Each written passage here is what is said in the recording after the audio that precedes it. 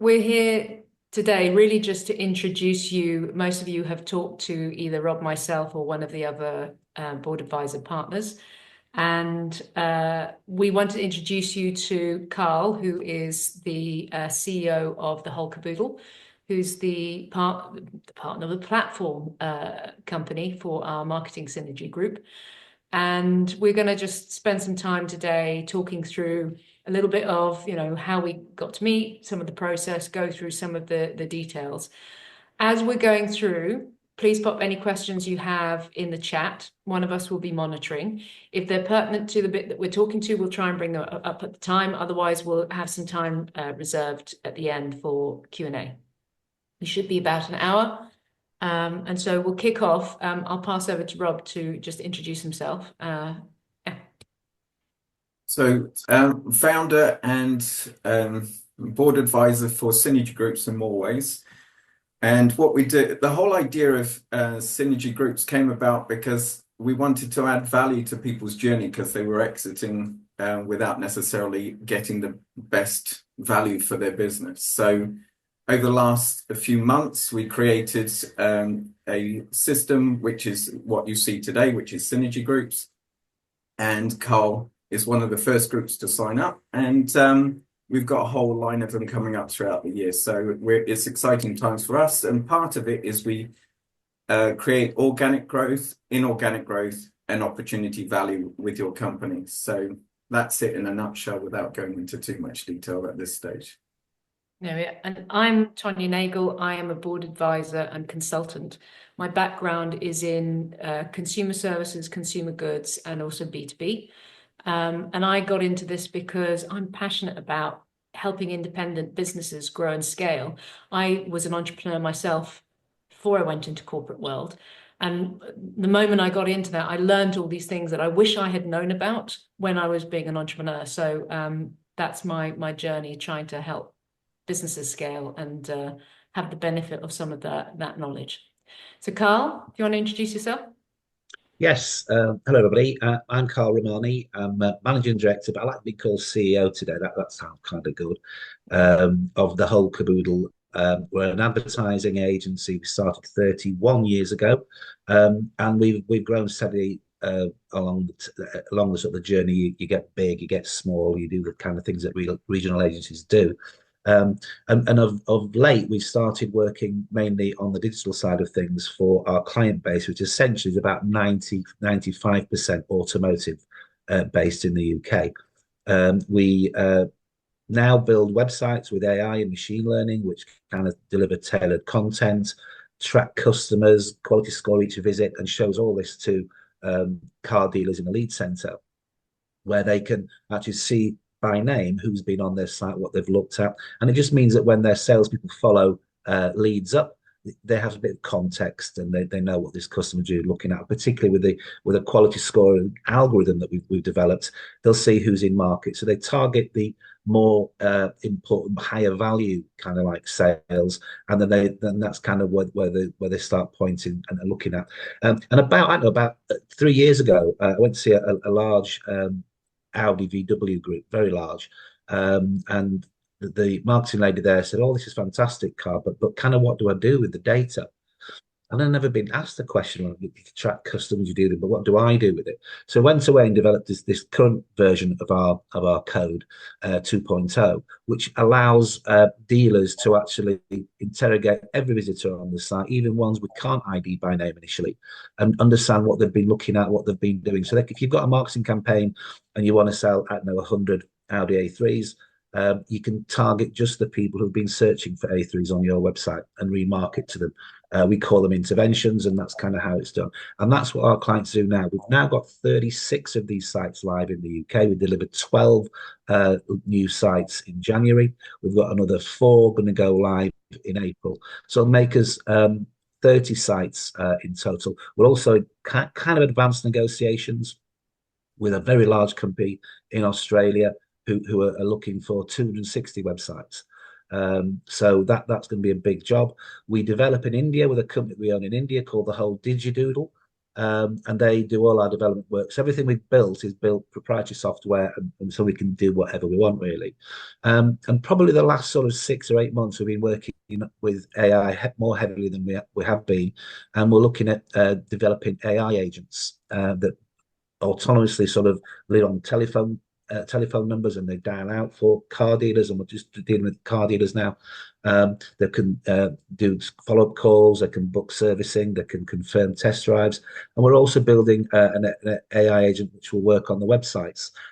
So you'll be able to talk to this agent, and it will know everything about the stock. It'll be able to give you a part exchange valuation. It'll be able to sort out finance quotes for you, and quite uniquely, it'll also be able to negotiate prices, all based on algorithms and logic that's been agreed. So we're going to have quite a compelling thing. So we're already selling, let's say, to, I don't know, 50 or 60 car dealers in the country.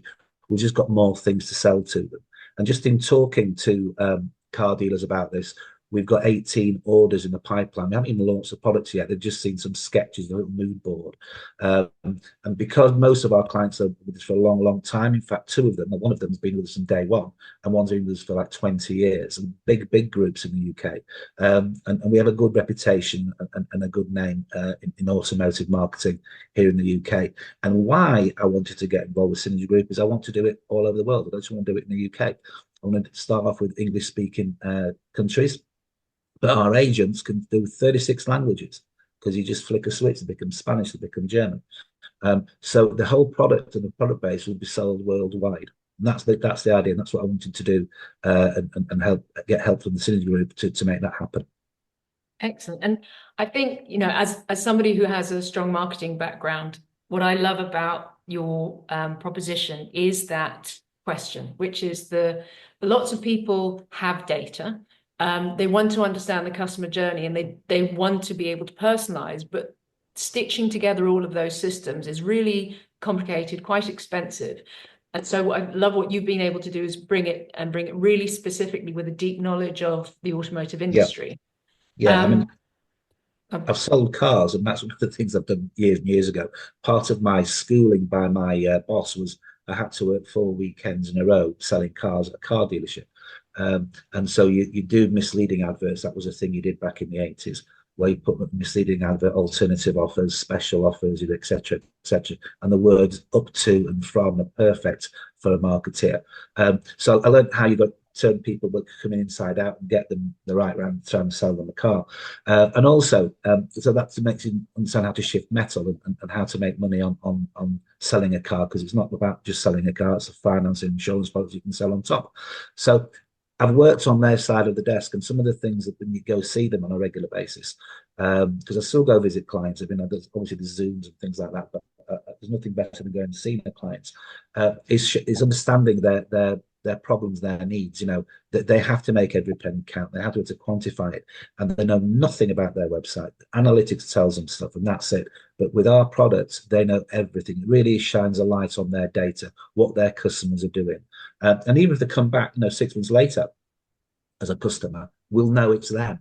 And that's what people can't believe. They'll look at. I mean, funny enough, there's a company who do a lot of after sales marketing. They use some of our products. We've got a bit of code of it we give them so they can do some tracking, and they basically send you an email to say your car's ready for a service, and they're absolutely staggered by how many times it takes a customer to come back and finally book a car for a service. They don't do it straight away. It's because they're spending all the rest of the time looking for used cars. They don't want to service the car. They're looking at different offers, a newer car, a brand new car, whatever. And that information is then passed on to the dealership to say, this guy's coming in for a service. He might be interested in a Vauxhall Corsa because he's been looking at it 10 times or whatever. And that's a useful intel. And that can often mean the difference between a sale and not sale. Excellent. Yeah. And so you talked about, why you wanted to, talk with us. Were you looking at any other options at the time? Well, Tonya, I mean, you probably will know this. I get lots of emails on a daily, weekly basis from people who purport to want to invest, want to do this, want to do the other. And one of the first things I do is look at where they're from, what the company is, and then you go to a company's house, and you find out it's a company that's been set up last week or 6 months ago, and it's worth 50p or something. So you turn your nose up at that, and I suppose we've had our various sort of like this time next year we're going to be famous, we're going to be rich, we're going to be this. But as you get a bit older in life, you realise that you've got to work a bit harder to make things happen. And I do fancy the idea of selling my wares in North America, in South Africa, in Australia particularly, and North America. I don't know where you guys are from, but those markets are just way, way behind where we are in the UK. Certainly when I've done the research, I'm staggered that they get away with what they're getting away with. And I think there'll be a real need for our products. And we've been looking at an office in Brisbane, actually, where there's a big client who wants to do some work there. The whole didgeridoo, that one's going to be called. So we're really, really, really, really anxious and keen to sort of grow, because in India, one thing not short of is people, good people, great computer engineers and things. And we've got our office, and there's 16 of them there. They can get more and more people that can work shifts for us. So by having India there working an Aussie shift, and then us over here working the UK shift, we actually give almost a 24-hour service for Australian businesses. And so I think we've got a real thing there. Then if we open up an American office or shift, we can cover the North American market too. I don't know much about America, except it's a very big place. Yeah. So, Enda has a question about UAE GCC, and are they a market that we're looking at? So I think the answer to that, and Karl, I'll predicate, at the moment, our priority call has been English-speaking markets. However, anywhere there's an opportunity from an automotive point of view, I think Karl's going to be interested in. Yeah, one of our biggest clients actually is just relocated for some reason to London. But they're a Dubai-based business. And in fact, one of our directors is in Dubai right now, albeit on a holiday, but she's also going to pop in and see these people for a couple of days as well. So I can see the UAE as being a market, because I think it's very much forward thinking, and the product that we've got is very much forward thinking. And it's at the cutting edge of what you can do. So yeah, that would be a market we'd like to go into, something like that too. And outside of geographic expansion, we're also looking at expansion into other types of sectors which might be analogous to automotive. So not just cars, but maybe alternative sectors that behave in a similar way. Yeah. So follow-up question: we're working with Doobie Cars. It's a used car marketplace like Auto Trader. Is that of interest? Very possibly. Yeah, probably. I don't know much about them, but I'll have a mooching around and maybe look them up after this. Sounds like it's worth a chat. We'll put you together. Absolutely. And so we chatted offline, you and I, and then we re-met a few weeks later with Rob, and Rob introduced you to the model, which Rob's going to talk us through. But just let me know. So you said, you looked up other people. What was it about our conversations that you thought, okay, this might be worthwhile? Well, a couple of things really. When you were physical, you're a person. You weren't somebody who was just sending me emails and stuff. And you just sounded like you kind of knew what you were doing, and you sounded genuine. That was kind of the main thing, Tonya. I also know somebody called Nagle who lives in Australia, so there's another one. I haven't told you that. Somebody else Good called Irish Nagle. name. It could be a long lost relative, who knows. So there was just a sort of a bit of trust that started off straight away. And I thought, okay, well, we'll give these a try, we'll give it a run, we'll do whatever. And everything seemed to just drop into place at the right time. And coincidentally or not, I mean, it may be a coincidence, but I am a superstitious fella. Ever since we've met, the fortunes of our business has gone upwards. And we've had our record, I mean, genuinely our record month in February. It's going to be, it's 3 times more than we've ever done in terms of profit based on products we sell now. And I don't know, I'm fatalist like that. So I have some lizards, little ceramic lizards on a wall. I rub them on the morning for a bit of luck. I do all that kind of stuff. So when I met you guys, this all turned. I thought, okay, this could just be coincidence, or it could be fate. I don't know, but let's ride the wave whilst you can. So Rob, do you want to quickly ping up the model and give us a quick chat through how our model works? Yeah, so in order to know to take a company on a journey, we need to know where you are to start off with. So we got 3 steps. Phase 1 is the business insight, where we find out what your strengths and weaknesses are as a company. We basically do a high-level business assessment, which is similar to a due diligence. It's so that we know where we're starting from. Then we sit with the business owner and we go through an organic plan about how we can help to grow you organically, inorganically through acquisition, or bringing companies into a group which are synergistically work together for a common exit, or opportunity value, where you see that cross-sell, upsell, money left on the table, that type of thing. So we go through those and a number of other things. We're just basically trying to understand the business as well as you do, so that when we're talking to our other business advisors who are looking for companies in the same sector, we can bring them into the group and we all know what we're trying to achieve. Once that's been done, we produce a report so that you can see exactly where you are and how we perceive your business. And if we all agree with that, then we move to the group incubator and we start to implement that roadmap and moving forward. During the group incubator stage, and even before then, the business advisors in the whole network that we got, which is over 30 of them dotted around the world, they will look for those companies that are going to help to grow the group inorganically. And that starts even before that stage. So during that point, you can go through the group incubator. It's like reading a book. You can either do it over a weekend or you can do it over a whole year. We put that roadmap together and we want you to be able to do it at your pace, because it's about your journey and we're trying to add value to that journey. And that's really important to all of us, that we add that value. If we don't, then there's no point in being around, kind of thing, and we will move away from it and let you get on with your journey if that's what you choose. Then finally, when you come out of the group incubator, what we're trying to do is find a group of companies that have now finished the process at the same time, so that we can put you in the group holding company and either go public, sell the company, succession planning, whatever the platform company has decided as kind of the beginning of the group. And if that doesn't fit you at that point, we can always move you into another group, because the whole point of the incubator is there will be lots of companies in there, all on their own journey. And it's about, this is where our skill comes in, to join you all together to have a common exit or common going public or whatever it is that you've decided to do. And that's where we go into stage 3, where you've got that decision. Okay, you've got to this point. What is it that you want to do next? And there's no pressure from us. You've decided the plan at the beginning. And what we often find when I've done this in the past is that people do change their minds. I mean, most people, when you say 3 to 5 years, I doubt you can keep the exact same plan over that period of time. So we recognize that and we let you make that decision at that point, even though you might have agreed it 2-3 years earlier.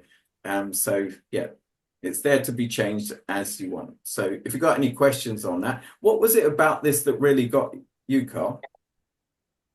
It was like as a business owner, you're there making all the decisions. And listen, I've made some howlers in my time, and I always like to get advice from people. And I just found it when I was talking to you guys. It was it's all at a pace. It all just happens, and I can carry on doing what I'm doing. That you don't take control of this. That you just give me information. You just help me make the business better, which you have done.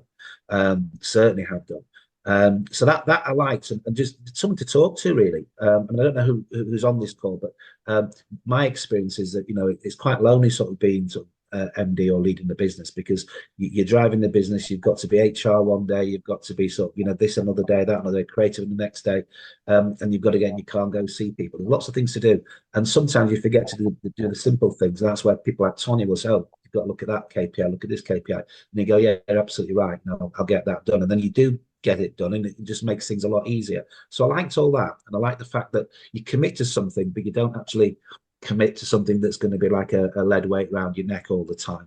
In 5 years' time, I may not want to retire, I may not want to sell the business, I want to do it in 4 years or 6 years, whatever it is. And there's that flexibility with working with you guys that allows me to do that.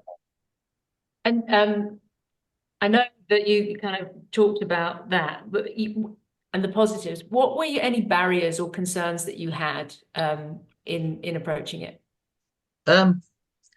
I was kind of like was curious to see what value you could add straight away. It's all well and good sort of saying, oh, when we sell the business for multi-million, we'll go public and all this kind of stuff. These are all great, but what's the journey like getting to that point?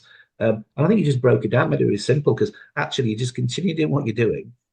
You've got sort of guardian angels, if you like, helping you out doing stuff. And then the idea I want to sort of explore is working with other people, similar minds of people who kind of work in a similar area, perhaps, and they can use some of our technology.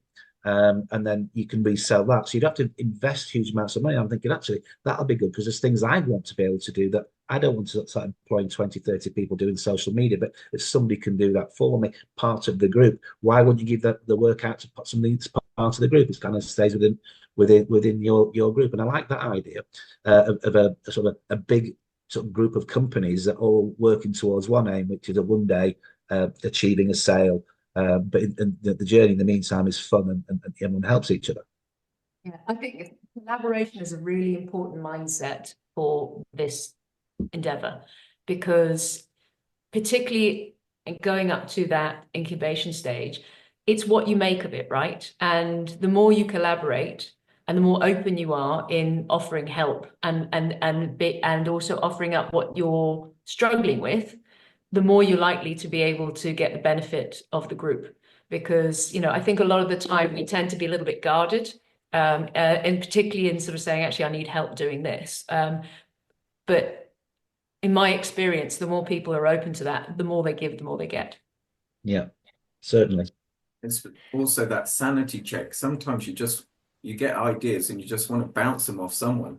Well, when you join a group, we create a WhatsApp group and you can just put it in there any time of day. I'm normally up at 5 o'clock in the morning and don't normally go to bed till 10. And because we're all over the world, you can pretty much put it any time of the day and someone will answer it. And sometimes you're on the right path, but you just want a sanity check and you can't always do it with yourself. Yeah, that's true. Is that? I mean, I don't know how many times the guys are on this call have thought to themselves, I wonder if that's a good idea. Maybe I should do this, but you can just run it by people. That's the cool thing, is that because you'd probably find maybe it is a good idea. You just need a bit more confidence, or maybe it's a shitty idea, and here's a reason why it's rubbish and it's been done before. And this, oh right, okay, I won't do that again, because the amounts of time and money have been wasted by me and people in this company doing the wrong thing. So yeah, that's good. And I think there's a big part of this, and it's part of the collaboration and also the group setting, and that's around trust and developing trust.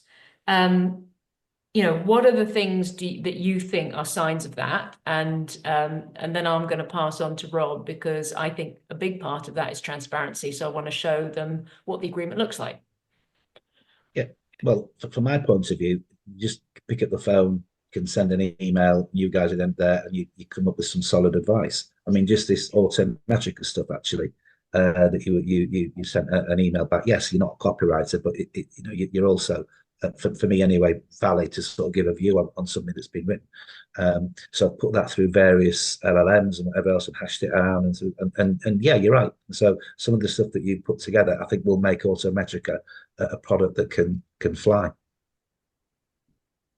So, Rob, Yes. do you want to just share? And we have a Word document, so this is not a fancy presentation. This is the actual document that we share, which goes through what the agreement looks like. And I think if Rob can just take us through. Yeah, sure. I mean, that's very much about who we are. We don't try and be fancy, clever, or anything like that. We just give a solid product, solid service, and we're there to add value. And like you said, transparency, trust is very key to the way we operate, because I've sat on both sides of the table and I know what it's like to sell a business. I've done it a few times.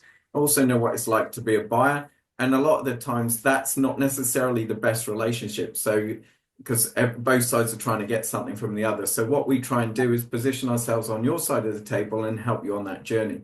To that effect, what we've got is just to go back through so this is, if one of the advisors has spoken to you, this is exactly the same that you would have got, or a slight variation of this, but the principle's the same. So in phase 1, you've got business assessment, as I mentioned earlier. acquisition strategy, valuation target. Oh, that's one I forgot actually. So, and transition plan. So that's very good because I'm just about to go through it now. So the way it works is what we do is we have a share split when we actually roll everyone up into the top company. And this is about not giving up any equity and keeping your value throughout the whole process. For the platform company, we give it an additional 5% because they help us with the marketing. They make it a lot easier for us to bring people into the group. So as a thank you for doing that and being the first one in, because not everybody likes being the first one in, let's be transparent about it. And we give them an additional 5% of the overall value of the group. Now, the 70% gets split amongst each of the companies that we roll up. So for simple maths, if we rolled up £1 million companies and we did 7 of them, they'd all get 10% each.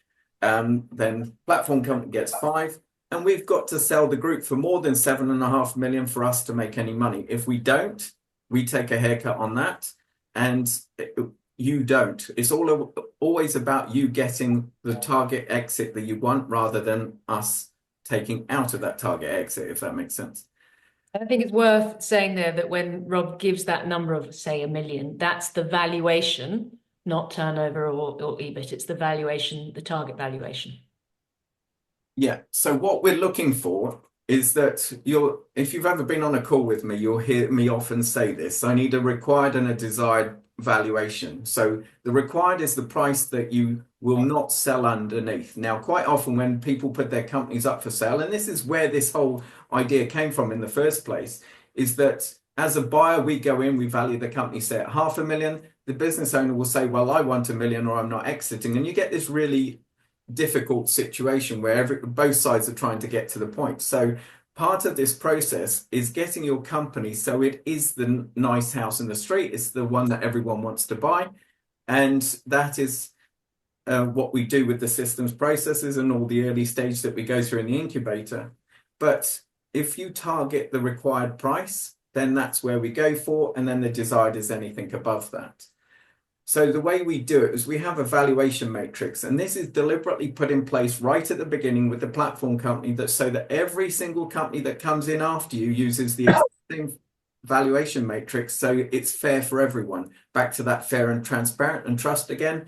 If everybody's got that same matrix, then there's no reason for anybody to feel like that one's got something better than the other, because it won't be the case.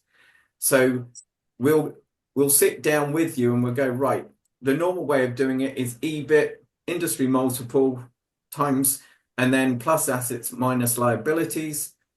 Sometimes we'll include things like the director's salary or director's loans and things like that, so that, well, we'd always take those into account, but just so that we got a fair playing field for everyone concerned.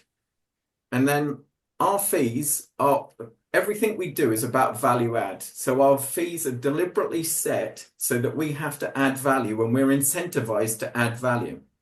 And as I said, with the 25%, that with the shares, so is true with our fee structure. So we do 1% of EBIT per month, so that we do have a minimum, but that depends on the size of the company. And then as your company grows, we grow with you, and we're incentivized to grow in that, push you to a higher EBIT, which ultimately increases the value of your company. More companies like that in the same group, you get a higher multiple, everyone gets a bigger exit, so it's good for everyone. So I hope that covers enough information for now. Any questions on that? I think it's worth also talking about the flexibility element, because one of the questions that comes up a lot is, what if I decide that I would like to leave? Oh, that's very simple. Everyone who works with me knows this. I don't see any point in having a relationship where one side doesn't want to be in it. So the contract has been deliberately set very short, so that if you don't feel this is for you at any point during the journey, the only time it has to be locked in is when you go up to the top company, because obviously you're now in that final stage. So that's why it's called the decision-making stage, because up until then, you've only got a limited period. It's normally 1 month, because I just work on that basis that if you don't want to work with me, fine, enjoy the rest of your journey, whatever it is. But I would like you to feel that our business advisors come into your business and add value. If they don't, hey, look, we'll just walk away kind of thing. And that's why we do this. That's why we do that very first stage where we do the business assessment, so that we can clearly show you the value we add. So we say, right, here's your company day one. This is what it's worth. This is what it looks like. That's why we do the report. 3 months later, we do exactly the same.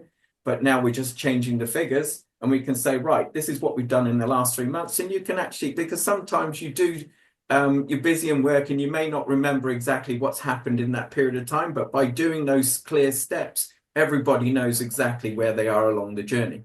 Yeah. So. And Karl, so we came up to see you a couple of weeks after we signed the agreement, and we did our first in-person sit down and go through analysis. I know at that point you'd had a bit of a moment the night before, hadn't you? Yes, yeah. That's suddenly sort of, you look at documents, don't you, and you go out and you sign them off and stuff, and then you're just about to get to sleep, and you go, but clause 6.3 or whatever it was.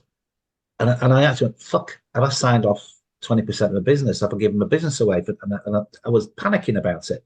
And so when you came across and saw me, I had to get that sorted out. And of course, you hadn't done and whatever else, but I'd read something and it was in my, and I really had a sort of cold sweat about it. But I suppose what I can say about you guys, now what you see is what you get. They do work hard for the business. They need to, because they need to earn as well. And the way I suppose see it is, you won't sell the business for anything that, if I don't achieve my numbers, you aren't going to sell the business. And you won't want to sell the business if I'm not going to achieve my numbers, because you've got to achieve your numbers too. So we're all in it together. And, it might be that it all, happens in sort of 6 months, 6 years or whatever, but it's very flexible. That's the best thing about it. And I was glad when you looked at me, Rob, in the eye and said, no, you haven't given away 20% of your business, because I really needed that reassurance on that day.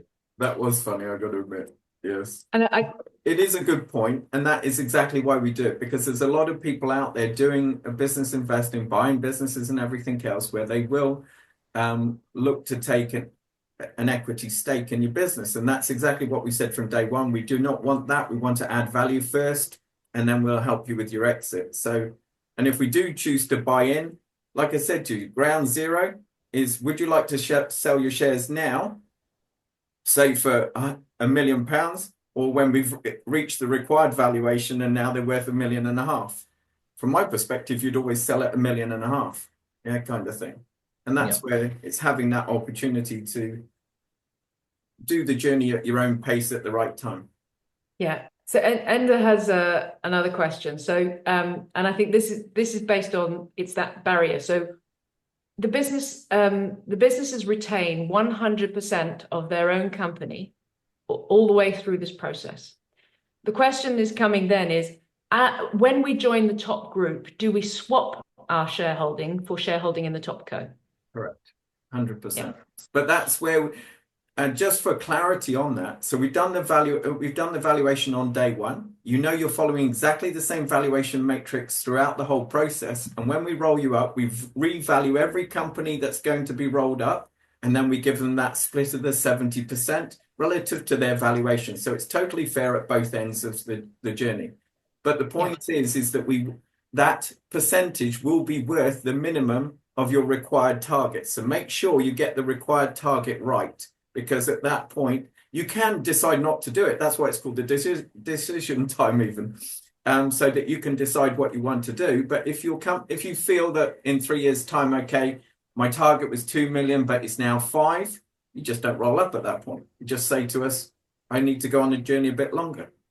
Yeah, that's the thing that I struggle to get right in my head, because I thought, you kind of you have eaten your cake and you've got it, and everything is sort of too simple and too easy. But I got it in the end, and it's basically, if everybody sort of works together, everybody does, and you just continue running your business. You have the normally, but sooner or later, there's going to be a day when actually, you move into the top company, and you have sold your company for whatever is your absolute minimum or desired, or whatever it's going to be. And that's the thing that's beautiful about this particular way of doing things, which is very different to what you see out there, because it's, you're not giving anything away. You're basically working to some people who know more about this than I do. I do what I do, and I know my little bit, but these guys know stuff I don't know. And it's in their interest to make sure they get as much money they can for the big company, and that's in my interest too, then, isn't it? So it's all good. On that And note, I would emphasize also in this point is that, the faster you grow, the higher your valuation when you enter that top go. But also, if you don't, even if you stayed at the same valuation, but everyone else grew faster, you could exit with a higher valuation because the rest of the group has increased your multiple significantly. And so it really is a win-win. And that's why collaborating makes so much sense, because, there's not much you can, I mean, obviously stuff goes wrong, but there's not much in the model that you can't control. You can exit, you can carry on. If you're really enjoying the journey, you can carry on having this as a passive income. That's one of the things that I've said to a number of business owners, they're probably even on the call, that for me, there's 4 stages of being an entrepreneur. The first one is you're a one-man band, then you've got some staff below you, then you're the MD, you've got manager and staff below that, but you're still working in the business, not working on it. And what we want to do as quickly as possible is take you to the next level, which is where you effectively join us as board members, board advisors, whatever you like to call it. And now your business is a passive income. The business is working for you, not you working for the business. That's something that very few business owners actually achieve. But we want every single person who goes through this particular initiative to achieve during that time frame. And when they do get there, you often find that the mindset changes completely, because they might go, while they're still working in the business, I must sell my business. It's driving me potty. I just want to get out, want to go and do something else. However, when you get to the point of transitioning to level 4, investor level or board member, something interesting happens as a mindset, because you're sat there going, right, I have an asset and a passive income. If I sell my business, I've now got to go and find a passive income and an asset. Why would I sell my business? Right? So it becomes an interesting mindset that you sit there thinking, well, what am I doing the right thing? And that's where we can help you with that process, because sometimes you might not want to do it. You might want to pass it down to kids. You might want to buy the rest of the group. And just because there's a platform company and you're joining in the group, it doesn't mean that you have to sell out. You could end up buying the entire group if you want to, and we can help facilitate that. It's about time of journey and what each person has their own journey. And again, is there a minimum EBIT entry level so that you can get paid, as in the board advisors? Can we be too early in the process, i.e. do we need a few years trading so that we fit the model? No, we've got a startup in the US, Concrete Recycling. They literally started a month ago and they've joined. There's a minimum fee rather than a minimum EBIT. So it's down to whether you want to go on that journey with us, and we can discuss that with you. So whoever you spoke to originally, just reach out to them and they can go through that with you. Yeah. And so, Karl, as we said, we've been actively working together since January. Initially, we did the business analysis. We're locking down the 30-day plan, although I think some elements of that you were already actioning, and as are we. Yeah. And we came up to Harrogate to visit you, and we got some very nice biscuits, rascals. Yes, yes. But so if you think about just 1 or 2 things that we have done, said, helped with that you think have made a difference, what would those be? Well, one of the things is challenging.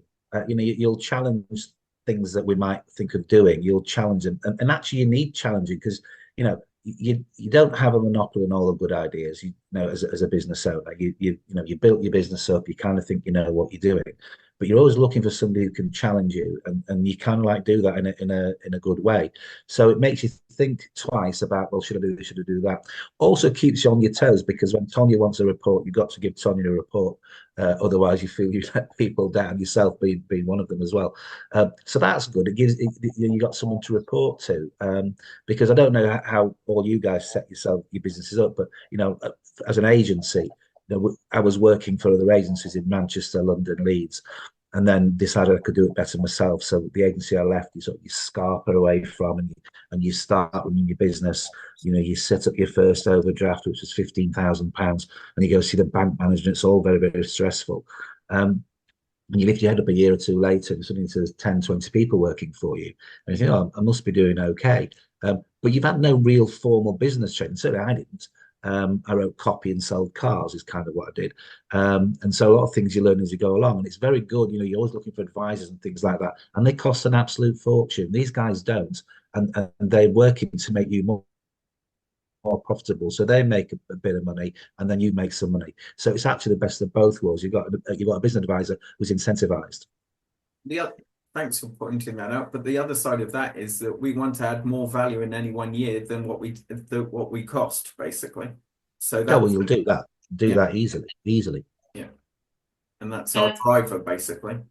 Yeah, and look, we've gone across, because I'm a marketer, but I think we've talked everything from pricing to copy to financial metrics and people planning, haven't we?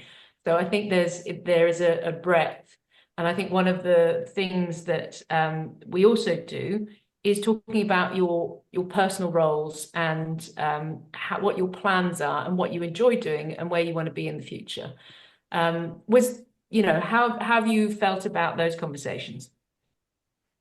Well, sometimes you don't know what the answer is going to be, because the dream of every sort of small business owner when you set up is, one day you'll sell up your business and you have all this money and you'll ride off and do something else, whatever that might be.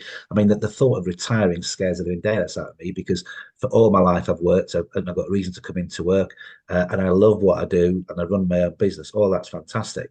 And then when you're asking questions about how do you want to do this, who does this in the business, you suddenly think, actually, I'm doing most of the jobs myself.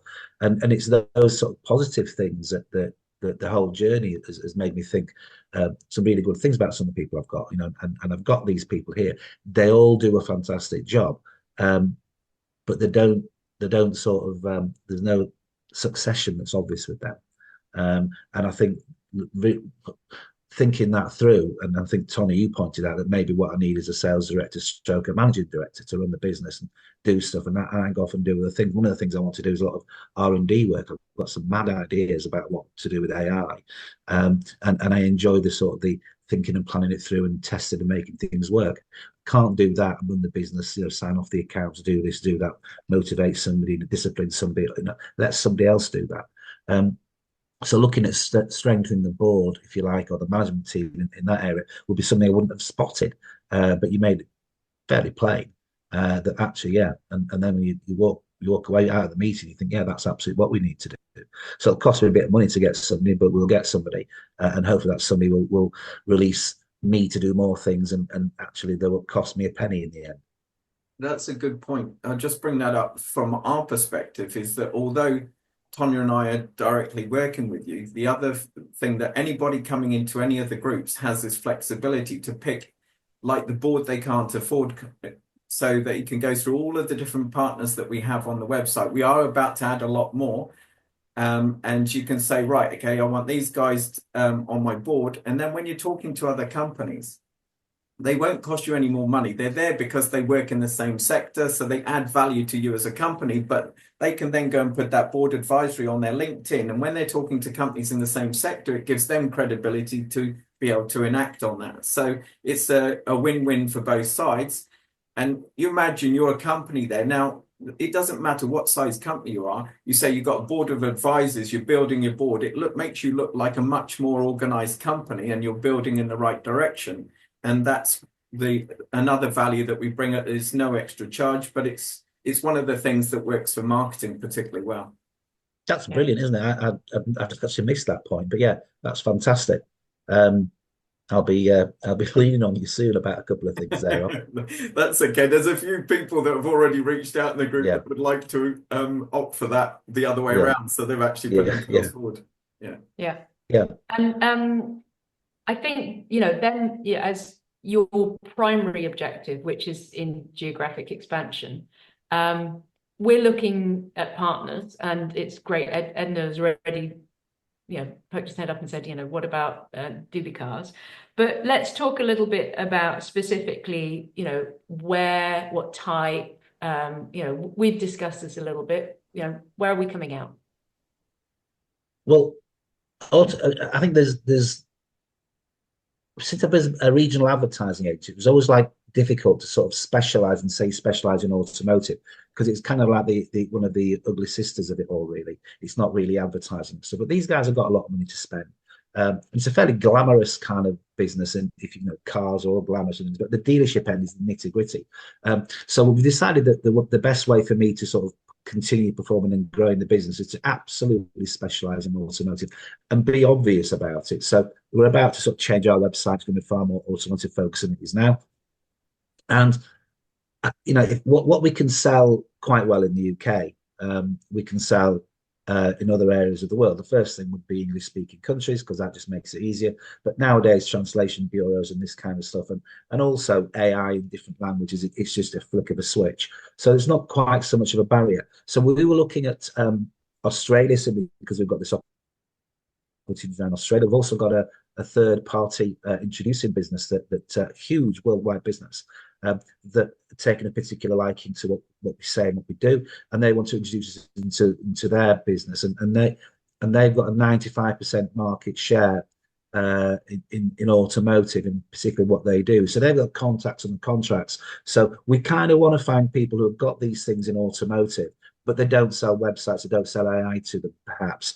And then we sell our products into them. And whatever they do in automotive, we will then sell into our clients, and get a group of businesses like that have all got some interest. And that's automotive. And then there isn't much of a leap then if you go into other areas, leisure, travel and tourism, banking. The kind of stuff we do can work in all those areas too. But I believe in finding your niche, working the niche, and doing something special in that niche. And that's what we intend to do.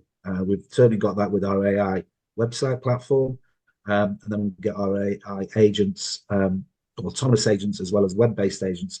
It'll be fantastic. I mean, one guy, funnily enough, a lot of dealerships in the UK closed on a Sunday now. Either they're trying to save money or give their staff some leave or something, whatever. But most dealerships used to do all their business on a Saturday and Sunday, really. That's kind of what they used to do. That's kind of changed to a great extent. But there's still people walking on your showroom, on your forecourt, looking at used cars. And we've got to supply some tech that gives little QR codes so somebody can put the phone on the thing and find out how much the car is worth. Well, we've done that. And now when we've done that, bang, out comes an AI agent that start talking to them about that car, specifically ask me a question about it, and we'll know that somebody's on the forecourt, so we can link that through. So, oh hi, you're obviously on the forecourt, and I know what time it is. We're closed at the moment, or whatever.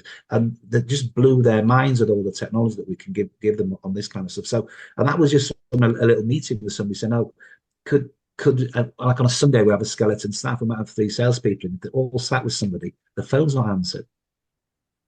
So we'll pop on an agent on there, take the customer's details, why don't you check into the journey? What is it you want to know?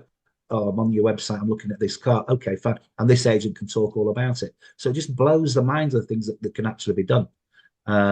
So I'm excited about all that, and all of that can work in dozens and dozens and dozens of different businesses. And I suppose it's not just what type of business, but it's also maybe culture and attitude. Because this is about collaboration. So, what type of culture and attitude do you like to work with? People who say yes a lot. Not people who find reasons not to do something. Let's have a go at doing that and then thinking it through.